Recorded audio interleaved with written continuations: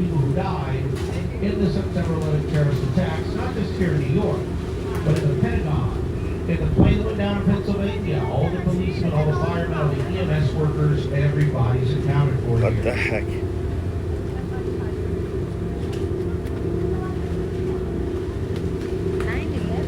Okay, so look to your left now. You can see poking out under construction an Art Deco building with a green roof. That is number 40 Wall.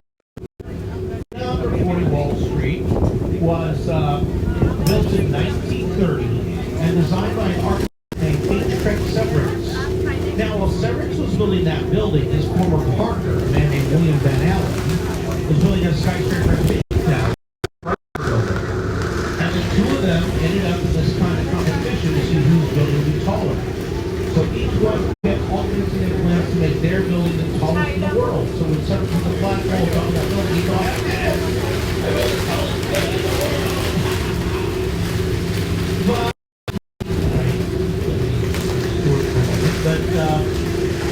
Then he looks up to Midtown and sees the spire rising about the Chrysler Building, and with that, the Chrysler Building became the tallest building in the world. So, 3% we'll see again.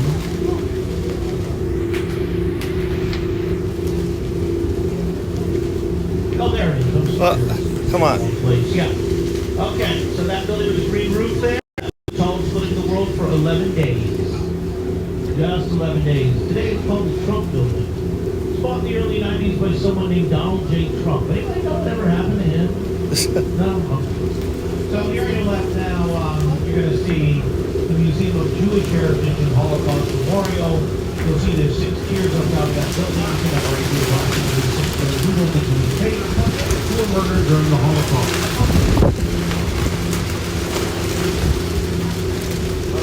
Then you're going to see on your left here, Pier A, which is where 80 years ago the Silver Line first set sail. And you're going to see there's that white tent there. That's the security checkpoint for the Statue City Cruiser to take you out to the Statue of Liberty and or Ellis Island. And I want you to look behind it at that brown brick structure out there, on the platform. That's what's called Castle Clinton. Yeah, I may. It's not a castle where a king lives. I may go inside. It might be easier to hear. Yeah. 1911 as a military base in anticipation of what would be the It's hard to hear what he's saying. Luckily for New York, the war was controlled and came to our shore. So it was never used in battle. And then It's the flag. Yeah, like I can't hear him. So go down to the and the Castle Garden Amphitheater. first floor and out on the front. That's Okay. where early in his illustrious career, P.T. Barnum presented a series of concerts starring an opera singer from Stockholm named Jenny Lind. And she became known as the Swedish Nightingale. She was hugely popular, like Beyonce or Taylor Swift is today. You're saying here? Yeah, here, this way then. And then from 1885 to 1891, that was the Immigration Center before it moved out to Ellis Island. And then from 1896 to 1940, that's where the George Aquarium is located. This is Battery Park here, you have so named because there once was a mountain. Yeah, my phone overheated. I had to take the case off. And round about 10 years I was trying to do a stream and it just. Was it not? My family went to see the show, and What? I remember being very entranced by the show, but I also remember that after it was over, there was a little old lady right over the park going, Hey, have you seen my concert? and she had a poster of a Chippendale man. True story.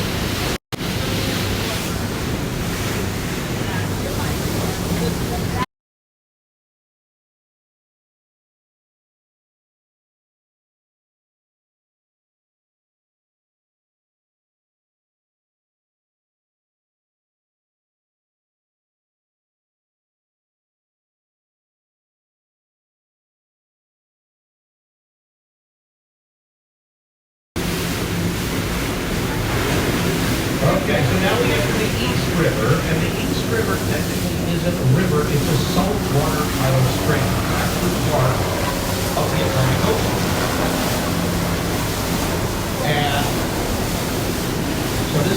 this is part of the Atlantic Ocean.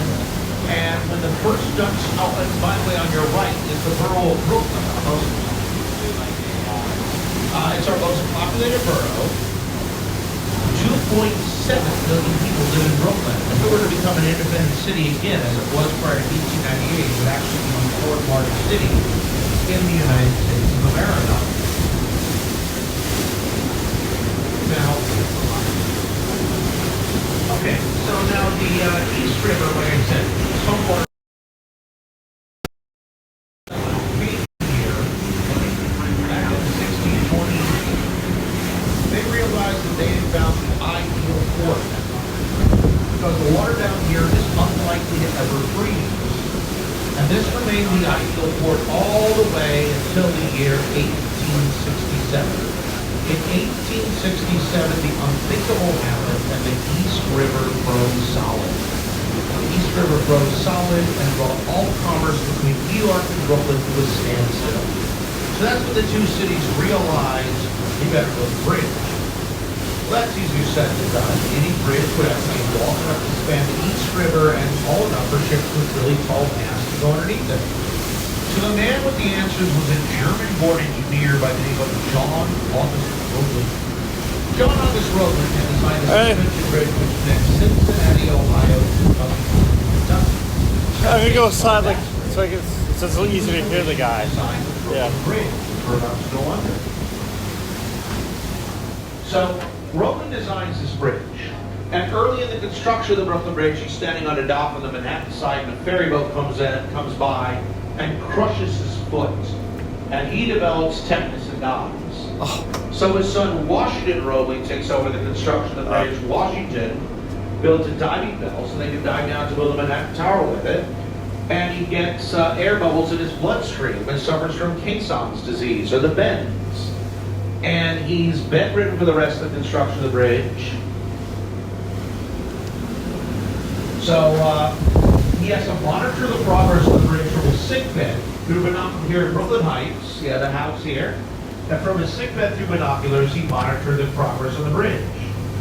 He still needed somebody on site to supervise and take notes for him. So for that, he dispatched his wife, Emily Roebling. Now, my friends, this was the 19th century. Emily Roebling shows up at the construction site, and the guys working on the bridge are like, "Hey, I'm taking no orders from the broad." And they're told in no uncertain terms, "Listen, buddy, you either take orders from this broad, or you ain't got a job, capiche?" So they learn to take orders from Emily Roebling, who really knows her stuff. She becomes the first woman civil engineer, big crack in that glass ceiling. So, after 14 years of construction, the Brooklyn Bridge has its dedication on May 24th, 1883. And a week later, they have their first full day of traffic, and a whole bunch of people are crossing the bridge. Somebody trips and falls, and some idiot yells out, "The bridge is going to collapse under its own weight!" Panic and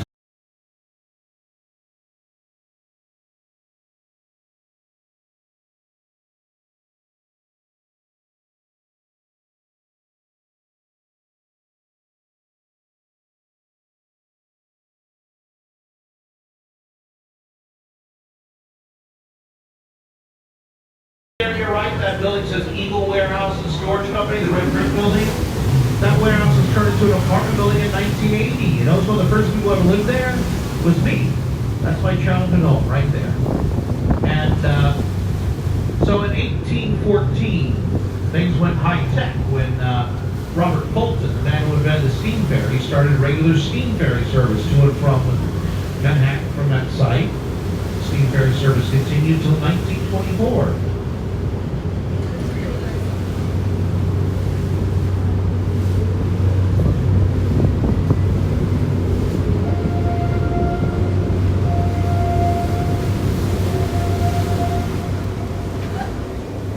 All right, so we have this Adidas is sponsoring this little, I don't know what you call it, World Cup Carnival, I guess. And there's a big screen set up if you want to see the game. All right, and so then you're going to see on your right here, we have the James Carousel and that glass structure there.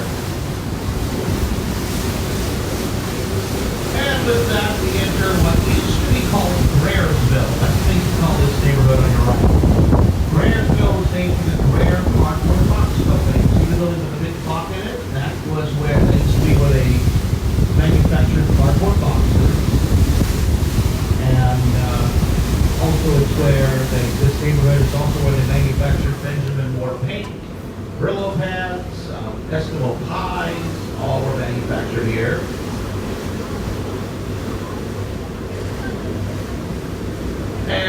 today this neighborhood is usually called Dumbo. Dumbo, he's one of the toys. No, it's got nothing to do with the Disney elephant. We're going underneath the Manhattan Bridge now. It's opened on New Year's Eve, 1909. And Dumbo is an acronym that means down under the Manhattan Bridge overpass. You see, back during in the 70s and 80s, artists who could no longer afford to live in Soho or Tribeca, they started moving into Dumbo because they had a lot of abandoned factory lofts here, and they began using the factory lofts as inexpensive living and work space. And so this became by the end of the 90s, this was a real thriving artistic neighborhood. But by by around the year 2000, wouldn't you know it, all the big-time real estate developers began buying up the buildings and kicking the artists out, turning the lofts into real fancy luxury condominiums. It's a very familiar pattern in New York.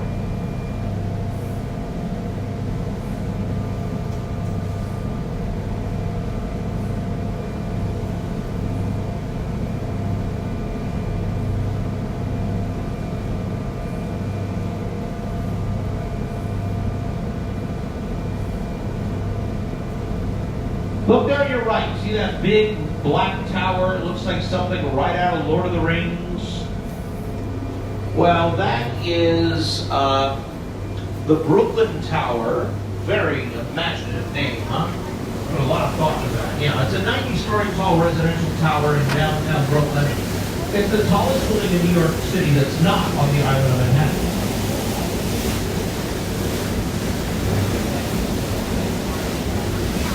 I don't see that.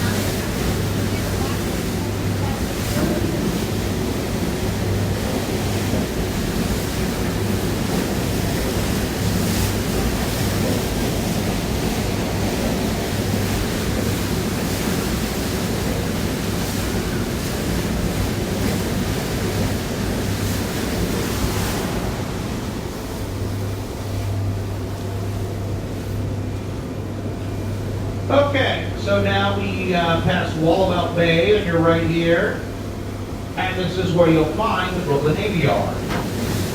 From 1801 to 1966, this was the Brooklyn Navy Yard was one of the largest ship manufacturing centers on Earth. And some real celebrity ships were built here, like the USS Monitor, USS America, USS Maine, which blew up at Havana Harbor, thus leading to the Spanish-American War. Remember, the Maine was the famous battle cry. And the United States involvement in World War II could trace its beginning and ending to this Navy Yard.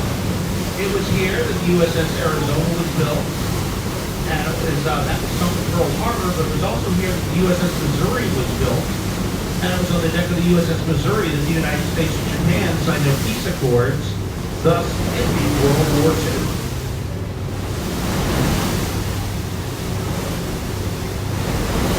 And Rosie the Riveter, who died not too long ago, was a real person who worked there.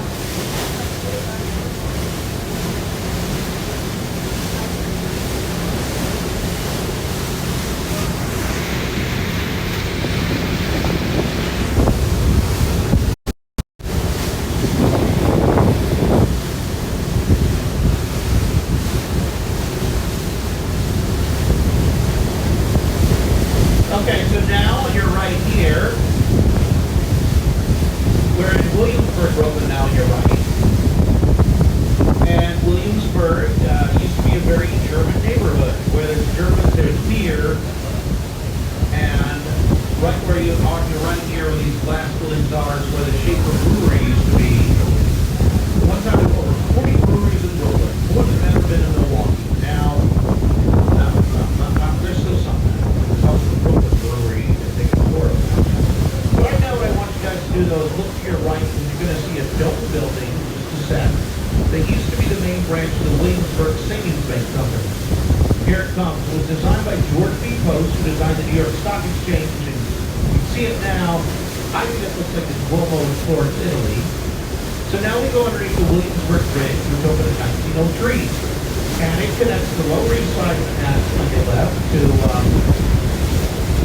Williamsburg, Brooklyn. And after its opening, a lot of immigrant groups from the Lower East Side started moving into Brooklyn. A lot of Italian families settled in Williamsburg to this day. They have a big Italian-American Pride Festival called the Feast of Our Lady of Mount Carmel. They bring out a big obelisk called Julia. It's hard to hear. In the 30s and 40s, a lot of Hasidic Jews escaping the Holocaust settled here, and to this day they have a huge Hasidic and Orthodox Jewish population in Williamsburg. Oh, what's that?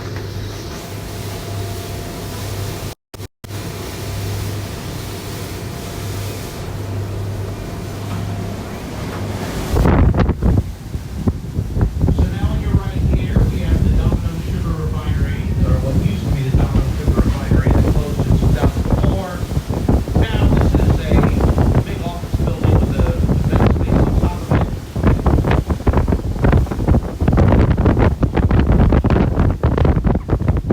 Excuse me, little boy.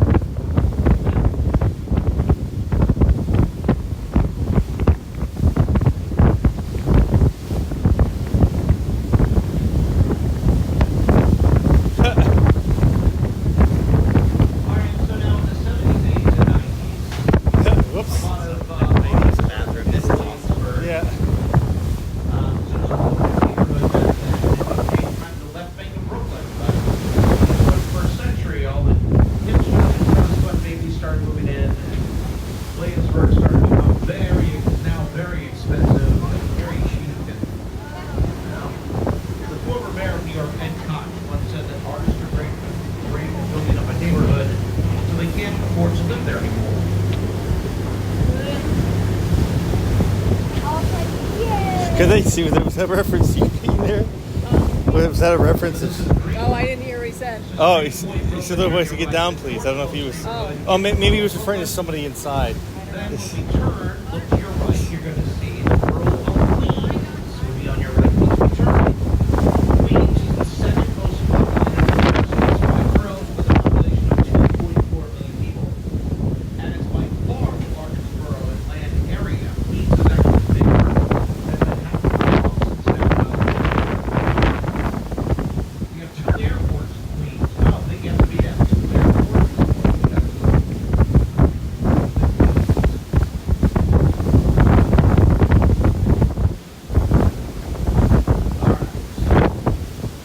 Now we make our turn, our 180-degree turn.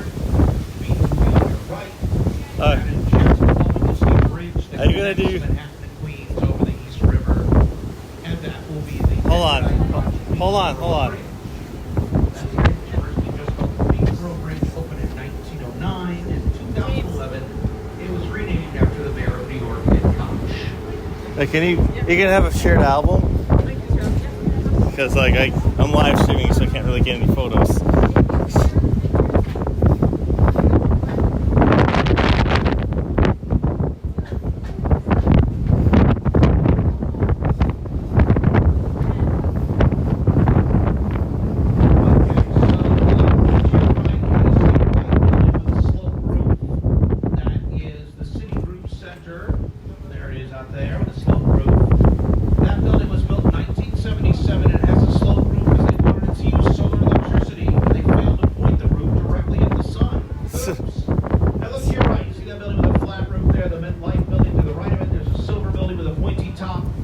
That, of course, is the Chrysler Building. The Chrysler Building opened in 1930, and it was for less than a year the tallest building in the world. Quickly eclipsed by the Empire State Building. Chrysler stands at 77 stories. The Empire State Building, 102 stories. So the Chrysler Building was actually already being built when it was bought by the auto magnate Walter P. Chrysler. And Walter B. Chrysler told Van Allen he wanted it to be an advertisement for Chrysler automobiles. So the building is trimmed with steel chrome and decorated with gargoyles that are meant to look like ornaments from a 1929 Chrysler. So here on your right, these brown buildings are public housing projects, called the projects, or the PJs. But the rest of the UK might call them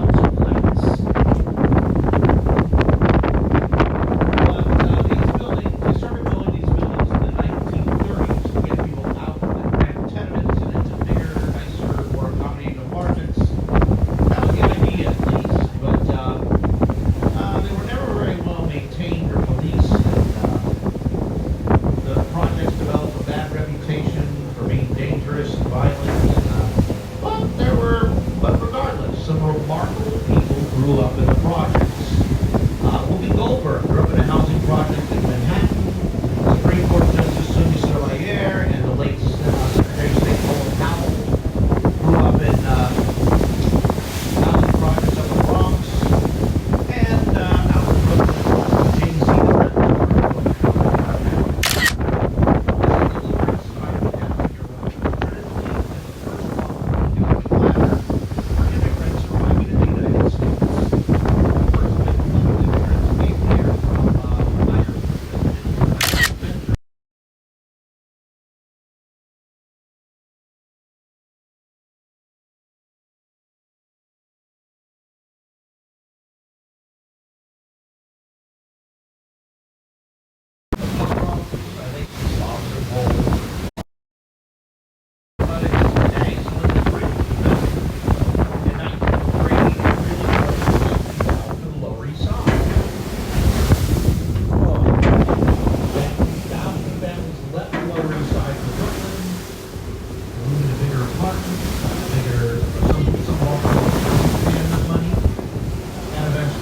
Surpassed Manhattan as the most populated borough.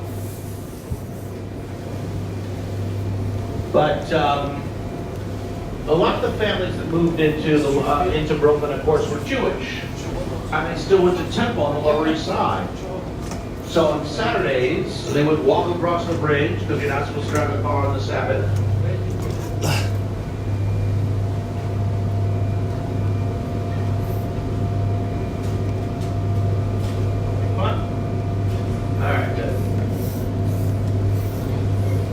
This is the Collier's Hook Park on your right. Collier's Hook, one time the lowest rung on the economic ladder in the whole city. Now we have a beautiful park here. All right, just a reminder, if you want to use your phone for anything with sound, please use your earphones so only you can hear it. Okay. So look here to your left now. Once again, you're going to see the Brooklyn Navy Yard out there on your left. And the Brooklyn Navy Yard today, most of it has been turned into the Steiner Movie Studios. It's a big film and television production facility where they shot scenes from such films as Joker, The Wolf of Wall Street, Inside Man, The Greatest Showman, The Departed, Bridge of Spies, many other shows. Many other movies, and also TV shows like The Marvelous Mrs. Maisel and Just Like That, Gossip Girl, all that scenes shot out there.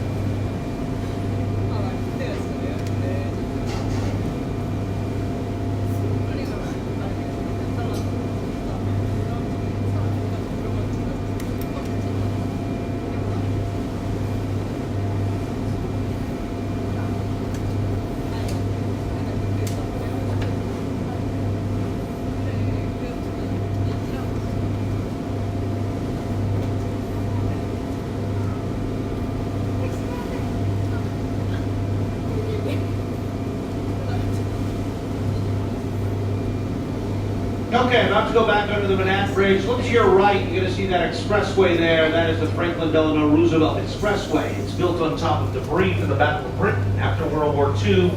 We sent supply ships out to the UK, and in order to balance the boats on the way back, they filled the holds up with all the rubble from the Blitz, then filled them out of the shipping docks that were here, and on top of that, they built the expressway. All right, so we get out from under the bridge, look to your right to see a white building with a cupola on top of it, the gold statue on top of the cupola. That's the David N. Dinkins Municipal Building, built in 1914, renamed about 10 years ago after David Dinkins, our first African-American mayor. The gold statue on top of it is called Civic Fame. To the right of that building, you'll see that building with a pyramid on top of it. That is the Thurgood Marshall U.S. Supreme Court House. That courthouse is where Julius and Ethel Rosenberg were sentenced to death on espionage charges in 1953, where Bernie Madoff was given 125 years in the New House and over $45 billion, where Martha Stewart was sent to Camp Cupcake on insider trading charges, and where most recently Sean P. Diddy Combs was indicted for doing some things I'm not allowed to talk about on the boat, but he's indeed Diddy now.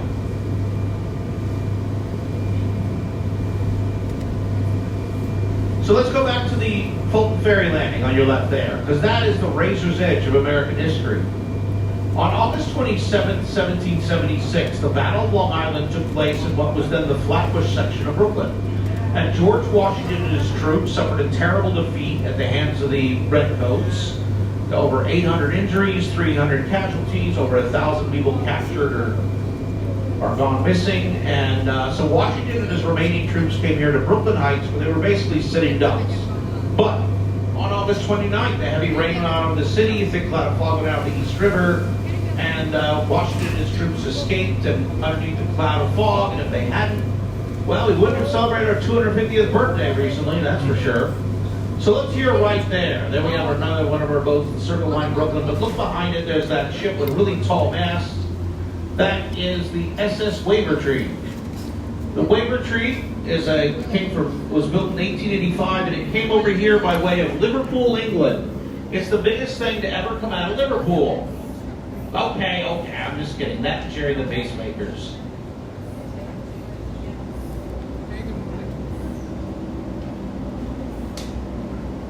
Okay, look here to your right now. You're going to see there's a gap between these two buildings here.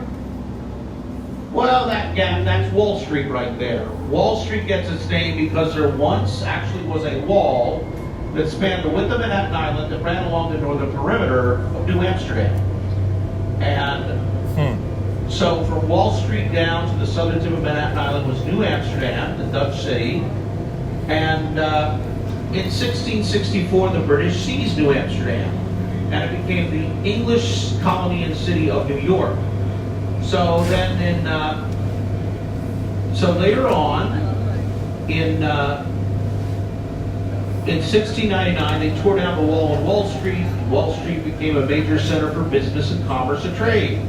Over the years on Wall Street, they traded stocks, bonds, securities, and boy, I'm sorry to have to say this, human beings. There was a slave market on Wall Street, right at the waterfront. Slavery wouldn't be abolished in the state of New York until the year 1826.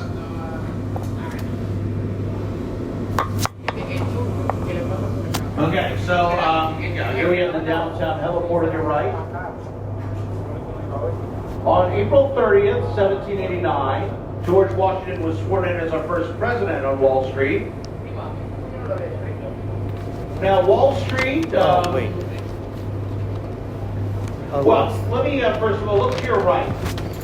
Look here to your right, you're going to see all these... you see all these buildings out here on your right. I lost my case. Okay, believe it or not, what you're looking at here on your right is one of the oldest developed parts of the entire United States of America. The streets out down here were laid out before Boston or Philadelphia ever even existed. It just doesn't look like it.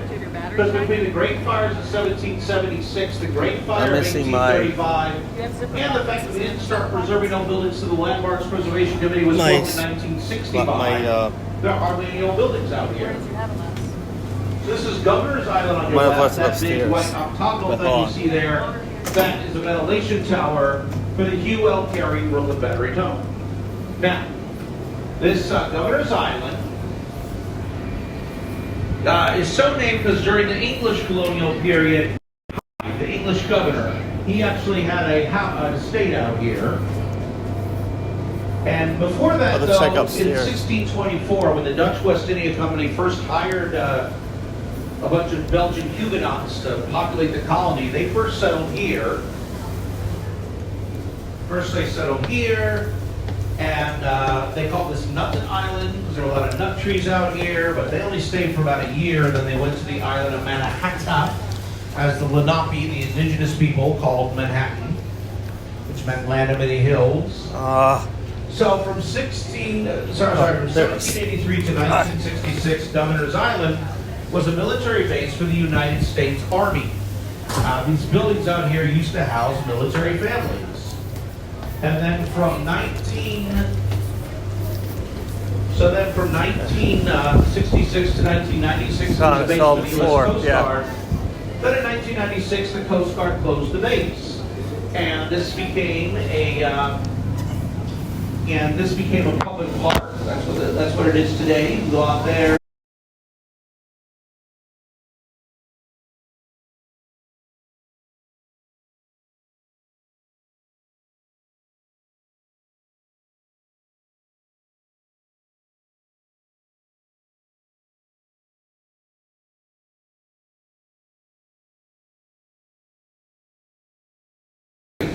Staten Island Ferry is a free ferry service to and from Staten Island, our least populated borough.